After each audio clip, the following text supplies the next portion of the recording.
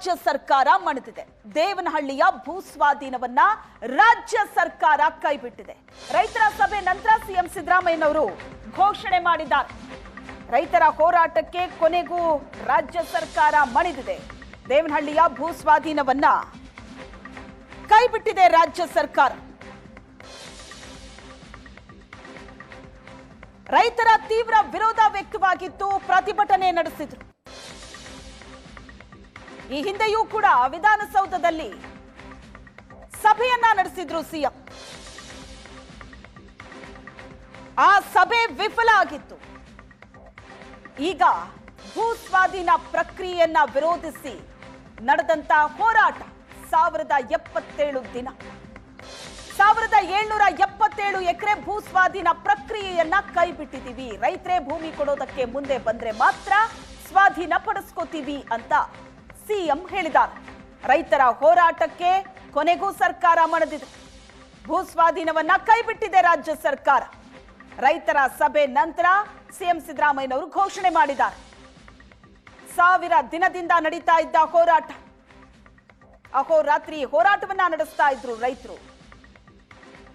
ರಾಜ್ಯ ಕಾಂಗ್ರೆಸ್ ಸರ್ಕಾರ ಅಧಿಕಾರಕ್ಕೆ ಬರೋದಕ್ಕೂ ಮುನ್ನ ಇದೇ ರೈತರ ಹೋರಾಟಕ್ಕೆ ಸಿದ್ದರಾಮಯ್ಯನವರು ಆಗ ಬೆಂಬಲವನ್ನ ಸೂಚಿಸಿದ್ರು. ಆದರೆ ಸರ್ಕಾರ ಅಧಿಕಾರಕ್ಕೆ ಬಂದ ನಂತರ ನಮ್ಮತ್ತ ಗಮನ ಹರಿಸ್ತಾ ಇಲ್ಲ, ನಮ್ಮ ಸಮಸ್ಯೆಯನ್ನ ಕೇಳಿಸ್ಕೋತಾ ಇಲ್ಲ ಅಂತ ರೈತರು ಆಕ್ರೋಶಗೊಂಡಿದ್ರು.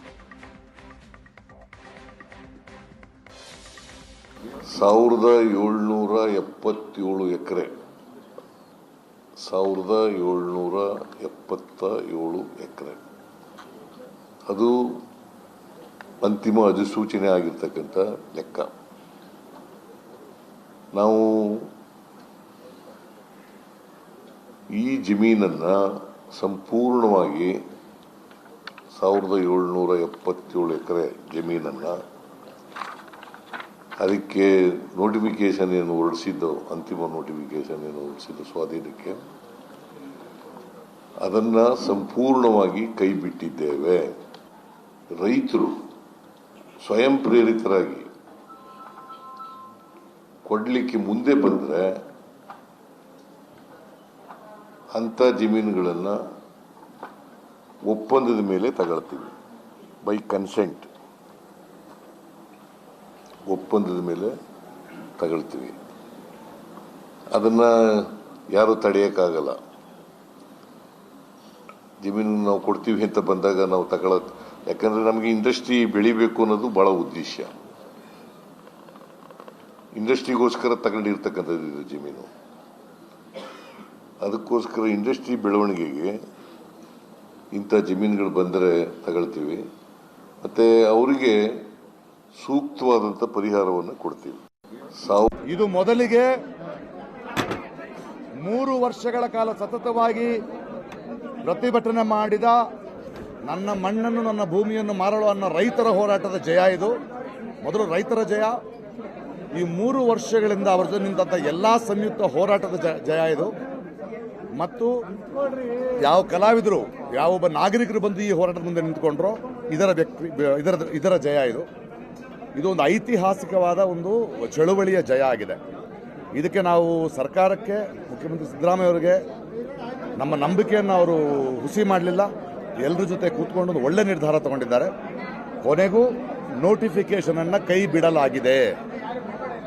ಭೂಮಿಯನ್ನು ನಂಬಿರುವ, ಭೂಮಿಯನ್ನು ಪ್ರೀತಿಸುವ ಜನರು ನೆಮ್ಮದಿಯಾಗಿ ಅವರು ಆ ಭೂಮಿ ಜೊತೆ ಇರ್ಬೋದು ಅನ್ನೋ ನಿರ್ಧಾರ ಆಗಿದೆ. ಮಿಕ್ಕಿದ್ದನ್ನ ನಾವಲ್ಲಿ ಗಾಂಧಿ ಭವನದಲ್ಲಿ ಮಾತಾಡ್ತೀವಿ. ಇದೊಂದು ಸಂಘಟಿತ ಹೋರಾಟ ಆಗಿತ್ತು.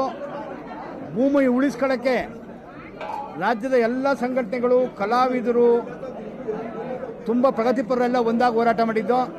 ಇದು ಅಂತಾರಾಷ್ಟ್ರೀಯ ಮಟ್ಟದಾಗೂ ಕೂಡ ತಲುಪಿತ್ತು.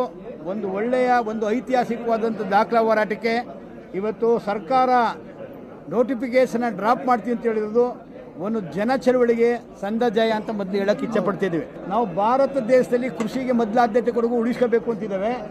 ಯಾವುದೇ ಒಂದು, ಅದಕ್ಕೆ ನಾವು ಹೇಳಿದ್ದೀವಿ ಅಭಿವೃದ್ಧಿ ವಿರೋಧಿಗಳಲ್ಲ, ಆದರೆ ಯಾವ ಥರ ಕೈಗಾರಿಕೆಗಳು ಬೇಕು, ಕೃಷಿ ಹೆಂಗೆ ಬೇಕು, ಇದಕ್ಕೆ ನಮ್ಮದೇ ಆದಂಥ ಮಾದರಿಗಳನ್ನು ಕೊಡ್ತೀವಿ ಅಂತ ಹೇಳಿದ್ವಿ. ಕೃಷಿ ಭೂಮಿಯನ್ನು ಪ್ರೊಟೆಕ್ಟ್ ಮಾಡಿ 2013 ಕಾಯ್ದೆಯಲ್ಲಿ UPA ಗೌರ್ಮೆಂಟ್ ತಂದಿರೋಂಥ 2013 ಕಾಯ್ದೆಯಲ್ಲಿ ಫಲವತ್ತಾದ